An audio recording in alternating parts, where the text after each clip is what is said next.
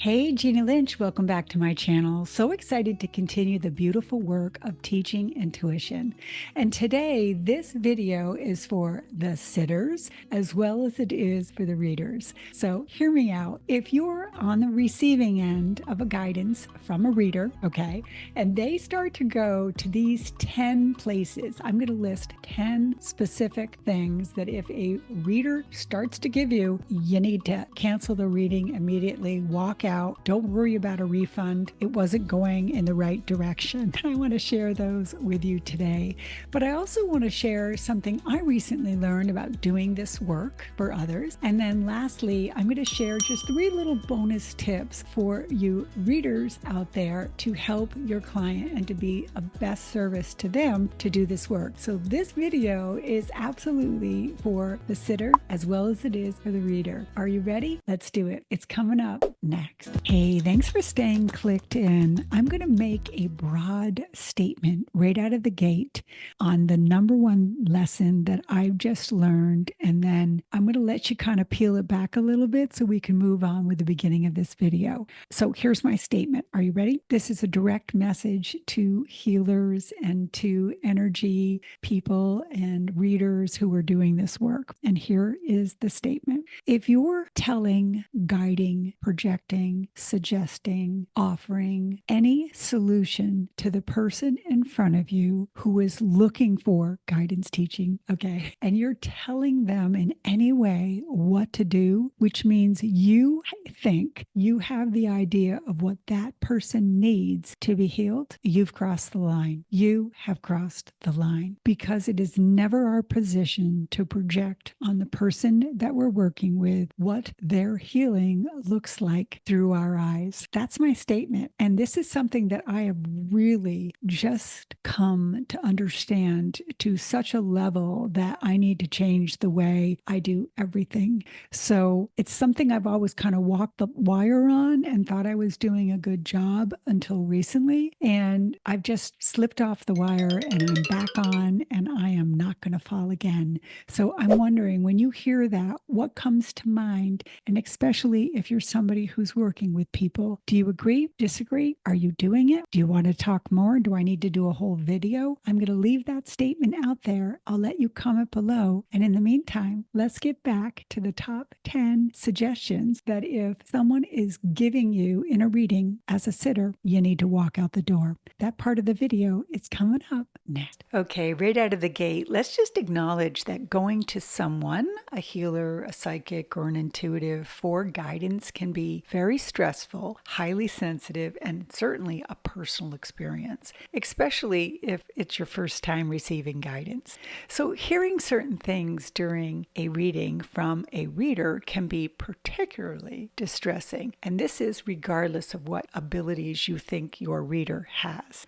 So today I'm going to guide you into the top 10 things that if your reader takes you down these rabbit holes, I want you to jump up and jump out and get out of the reading, because here's what I know. Nothing good can come from bad energy. And sometimes you'll receive information that is of no service to you. So let's find out what those are today. Number 1, out of the gate, imminent death. First off, the word imminent means absolute. It's going to happen. It's looming. And don't forget free will. So predicting the death of oneself or a loved one is absolutely off limits and ridiculous. Let's move on. Number 2, any mention of severe health issues is off limits. Being told that you or someone close to you is about to suffer with severe illness is absolutely off limit.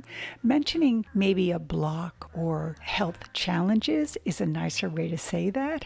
And it's also a great point right here to add in that if you're on the asking side, never ask a question that you don't want to know the answer to. Let's move on to number 3. Any mention of a relationship breakdown. Hearing that your love relationship or your marriage is doomed can be dooming. It's projecting, and it's not something a reader should project.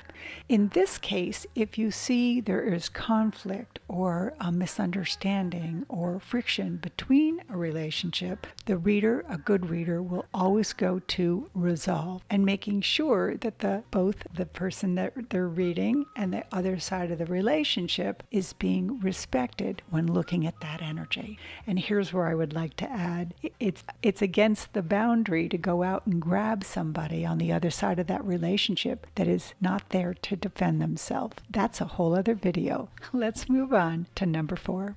Number 4, financial ruins. Predicting, which is exactly what it is, or telling someone they're going to have a significant financial loss or even bankruptcy. Or let's take this a little further too, and suggesting a windfall or a luck of money coming into them is also off limit. Your projection can actually change and alter their beliefs and understanding around finance.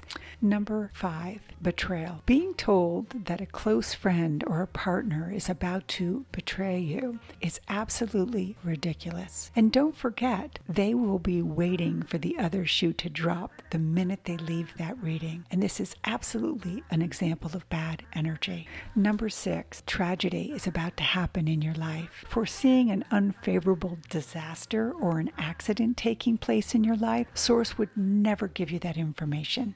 And I've always said that our guides will guide us. They won't stop us from going into a burning building, but they might let you smell smoke.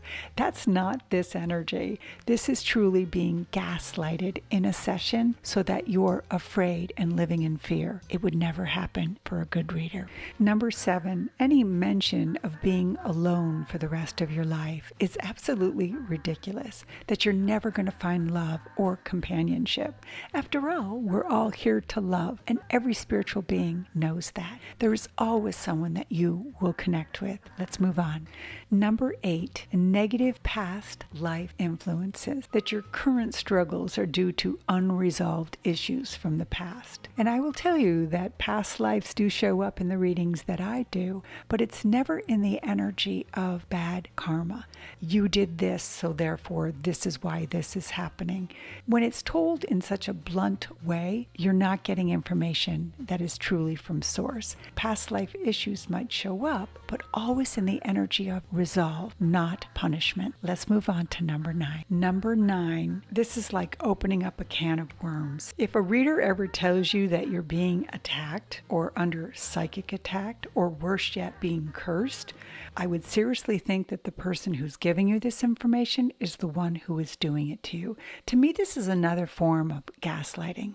I will also add that this number 9 deserves an entire video because there is so much to this topic. But in this regard, please know if they tell you that you're being cursed, most likely they're just trying to secure their next appointment with you. Let's move on.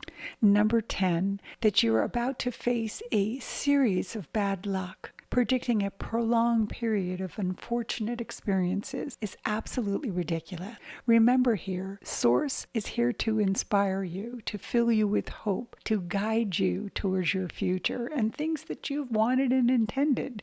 So projecting that on you is absolutely unacceptable, and a good reader should never do this. Let's do it, the bonus round. A good reader will never act as your therapist. A good reader will never pick sides. There's always 2 sides to every story. And a good reader will always tell you to trust yourself, higher self, over them. To learn more, watch this video next. Namaste.